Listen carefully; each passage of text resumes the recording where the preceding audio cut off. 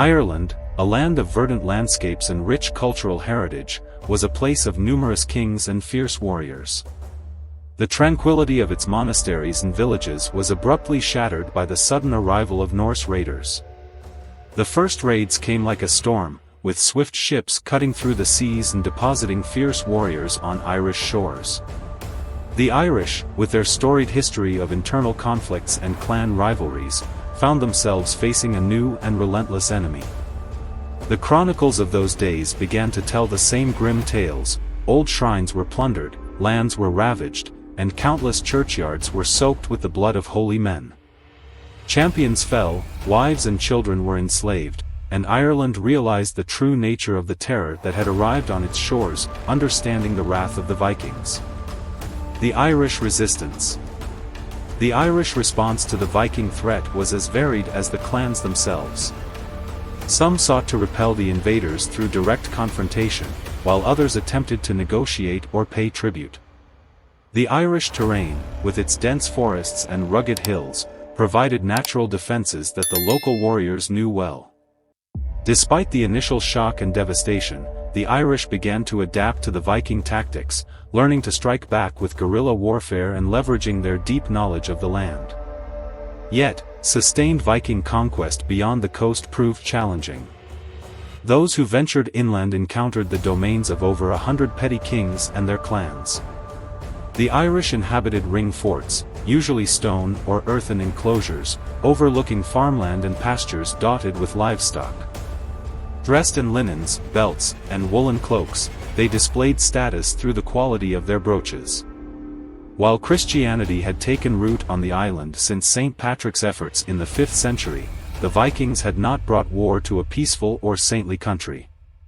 Irish clans were already embroiled in constant plundering, raiding, and fighting for power. Viking and Irish warfare. The inevitable clash between Viking and Irish warrior cultures was intense. The Vikings, known for their seafaring prowess and battlefield ferocity, often overwhelmed their foes with sheer brutality. They introduced new weapons and fighting techniques that initially perplexed the Irish. However, the Irish warriors, accustomed to continuous conflict, quickly adapted, incorporating new tactics and weapons into their own strategies. Viking warrior society found itself amidst a similarly fierce Irish warrior society. Vikings fought with helmets and various forms of armor, wielding spears, swords, and great axes. Irishmen, on the other hand, rarely wore armor, relying on the agile use of small shields, spears, swords, and darts. While the Vikings raided and demanded tribute, the resilient Irish struck back forcefully, compelling the Vikings to forge alliances and engage in political maneuvering. Viking leaders sometimes married into Irish nobility and converted to Christianity to secure alliances. Favor with one clan often meant enmity with another. Coalitions rose against the Norsemen, who were expelled from Dublin in 902, only to resume their raids with renewed aggression, recapturing Dublin and waging war on neighboring kingdoms. The rise of Brian Boru. Amid this chaos, a new leader emerged who would alter the course of Irish history. Brian Boru, initially a lesser-known figure, demonstrated remarkable tenacity and strategic brilliance. Born into the Dal Gcais clan, not previously known for its dominance, Brian's early life was marked by tragedy and loss due to Viking raids and internal conflicts. These hardships forged a determined and cunning leader who would rise to challenge both the Vikings and rival Irish kings. Munster experienced much of this bloodshed, and from there emerged Brian Boru.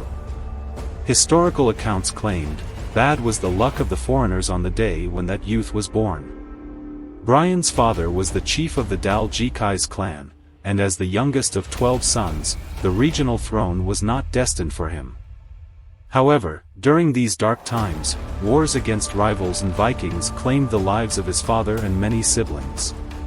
Eventually, his brother Mathgamane assumed the throne and made peace with the Vikings. But Brian, according to later accounts, would not accept this. He relentlessly hunted the Vikings day and night, enduring the wilderness and exchanging kill for kill until his followers dwindled to 15 warriors. Brian's campaigns and victories. Brian Boru's rise to power was marked by relentless campaigns and significant victories. His strategy involved not only confronting the Vikings but also uniting the often fractious Irish clans under his leadership. Recognizing that defeating a formidable enemy like the Vikings required a unified front, Brian skillfully forged alliances and consolidated power through diplomacy, strategic marriages, and fierce battles across Munster and beyond. Brian, weary but determined, reproached his brother for making peace when their ancestors would have waged war. In 967, they faced their enemies in a great battle, breaking and beheading fleeing Vikings until they reached the Viking town of Limerick. If Brian was brave and wise, he was also ruthless. The forts and the town were reduced to smoke and fire. Afterwards, captives were gathered on the hills, everyone fit for war was killed, and those fit for slavery were enslaved. Brian Boru's ascendancy. Brian's ambitions extended beyond regional dominance. He aspired to become the High King of all Ireland, a title requiring both military prowess and political acumen. His campaigns against the Vikings were as much about asserting his authority over other Irish kings as they were about repelling foreign invaders. Through a series of tactical victories and shrewd alliances, Brian positioned himself as the most powerful leader in Ireland. The rise of Brian Boru caught the attention of the southern Neil ruler, Mael Secnail II, the High King of Ireland, who had forced the Vikings of Dublin to submit to him in 980. Mael Secnail then raided Brian's lands and uprooted the sacred Dal Gcai's tree. Furious, Brian waged war with this new adversary for years while continuing to subdue surrounding territories.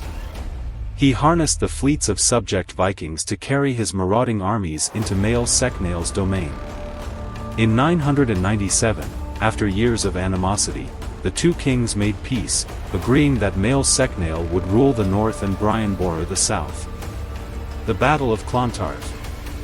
The culmination of Brian Boru's efforts to unify Ireland and repel the Vikings came at the Battle of Clontarf.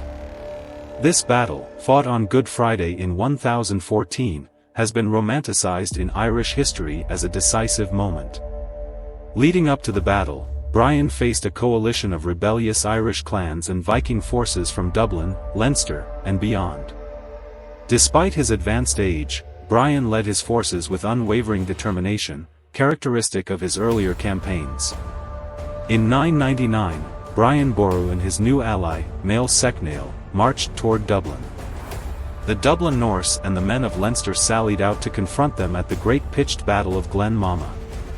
The armies fought with relentless courage, and the hills were painted with bloodshed. Hundreds fell to the victorious spears and swords of Brian's men. Brian then exacted retribution on the Vikings as they had done to his people. His army spent the first days of the year 1000 burning and plundering Dublin, its rich markets and stolen treasures. The army captured so many Viking women and children that a later account exaggerated that the Irish no longer labored at all, as their farms were worked and meals prepared by these foreign slaves. Brian Boru's reign. Following the Battle of Clontarf, Brian's reign as High King marked a period of relative stability and prosperity in Ireland. His leadership brought a measure of national unity, albeit fragile, and he is often credited with laying the groundwork for a more centralized Irish kingdom. Brian's efforts to rebuild and fortify the country included patronizing monasteries and churches, which played a crucial role in preserving Irish culture and learning during a tumultuous period.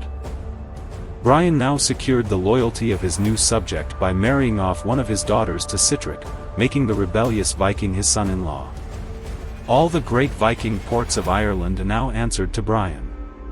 Confident in his strength, Brian contested Mael Secnail's rule in the north. Mael Secnail attempted resistance but eventually conceded. Brian Boru became the High King of Ireland. The aging king journeyed across his realm, securing formal submissions from recalcitrant kings and courting the favor of Armagh, the influential church said to have been founded by St. Patrick. There, a cleric bestowed upon Brian the title Imperator Scatorum, Emperor of the Gaels. Final conflict and legacy. Brian's death at the Battle of Clontarf marked the end of an era. Although he had achieved significant victories and brought a degree of unity to Ireland, his death created a power vacuum. The subsequent years saw a return to the fractious politics and clan rivalries that had long characterized Irish history. Nevertheless, Brian Boru's legacy endured, with his reign remembered as a high point in the struggle against Viking invaders and the quest for Irish unity. In 1013, catastrophe struck when Dublin and Leinster rebelled again. Mael Secnail aided Brian in marching to pacify Dublin, but some of his forces, including his son, were slaughtered by Sitric. Sitric then recruited Vikings from overseas to challenge Brian. Earls and warriors from the Orkneys and Isle of Man sailed into Dublin Bay. In 1014, the aging King Brian, variously recorded between the ages of 73 and 88, mustered an army several thousand strong with aid from a distant edge of the Gaelic world. They ravaged rebellious lands on the path to Dublin. The morning of Good Friday, Brian beheld his enemy across a plain. They spread far, their shields, mail, and helmets gleaming in the rising sun. Brian's army, led by his son Murchad, charged the Leinster forces. Later accounts describe the battle as a last stand for Ireland's fate. The hills were drenched in blood as the enemy fell back. When victory was near, a band of Vikings attacked Brian's position. An Icelandic saga recounts that the Viking Broder beheaded Brian, but the King's Guard quickly avenged their leader. The battle ended with Leinster and the Vikings defeated, but Brian Boru was no more. Conclusion. The Battle of Clontarf is hailed as Brian's great victory and sacrifice. Despite the king's death, his legacy lived on, and his reign is seen as a period of relative unity and strength in Irish history. The death of his heir left the dynasty to his other sons. Some records suggest Mael Secnail regained the title of High King, but his authority was never as great as Brian's. Sitric continued to rule in Dublin, and the Norse settlements in Ireland remained centres of trade for many years. However, their power was increasingly curtailed and harnessed by the Irish.